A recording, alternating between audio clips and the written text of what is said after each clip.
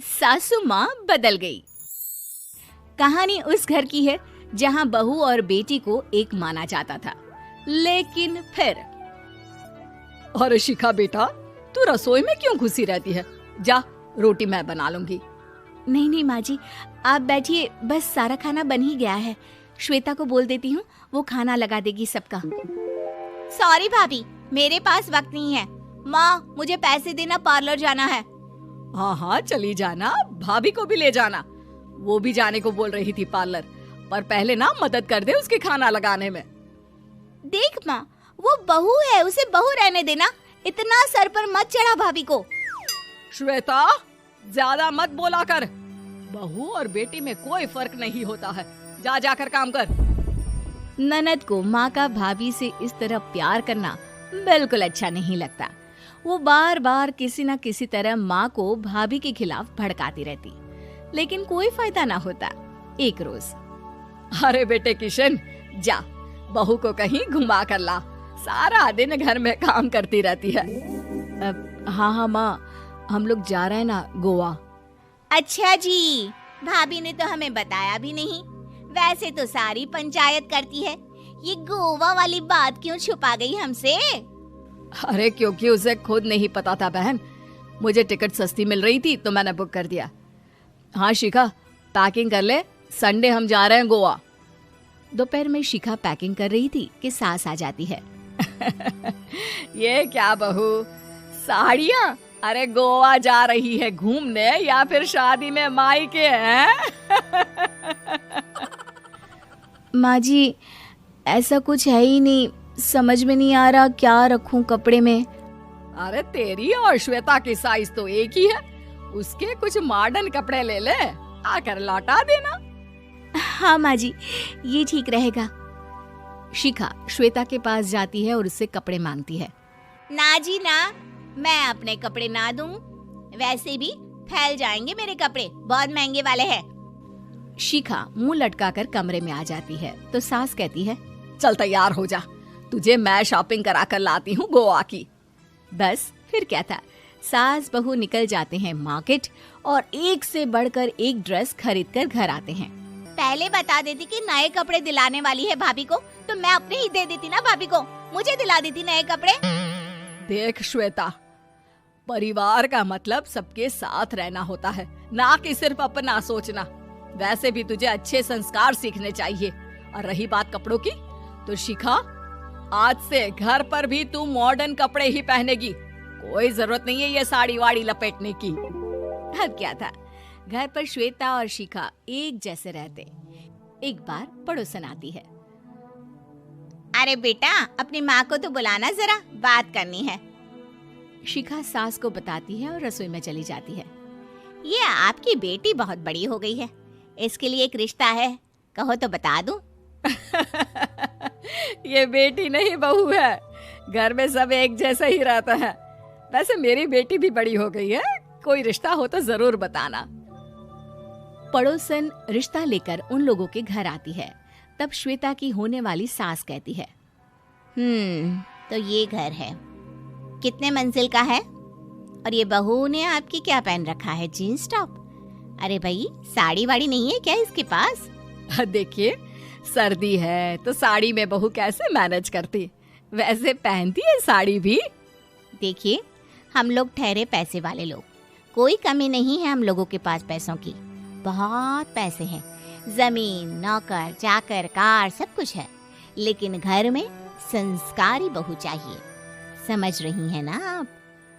सास कुछ कहती कि श्वेता बोल पड़ती है, हाय रे, नौकर चाकर से लेकर जमीन, कार, पैसा, हाँ, मुझे रिश्ता मंजूर है मुझे। अरे रुक जा श्वेता, मैं बात कर रही हूँ ना। देखिए, हम लोगों के घर इतनी आजादी नहीं मिलेगी। अरे हाँ कर देना माँ, हाँ कर दे जल्दी से। सास क्या करती, बेटी की शादी ऐसे घर में कर देती है जहाँ ना उनके विचार मिलते हैं और ना ही आचार। शादी के बाद एक रोज फोन पर, श्वेता बेटा, एक बार घर आ जा, बहुत दिल करता है तुझे देखने का। माँ, वो घर पर बहुत काम होता है, कैसे आऊँ? बड़ा घर है, लेकिन आने जाने वालों की लाइन ही लगी रहती है। बेटा मैं तो जानती थी उस घर का हाल, लेकिन तू ही नहीं मान रही थी। माँ देख, हर घर का यही हाल है। तेरी बेटी को यहाँ घूंघट हटाने की परमिशन नहीं है और एक तरफ भाभी स्कर्ट पहनकर घूम रही है।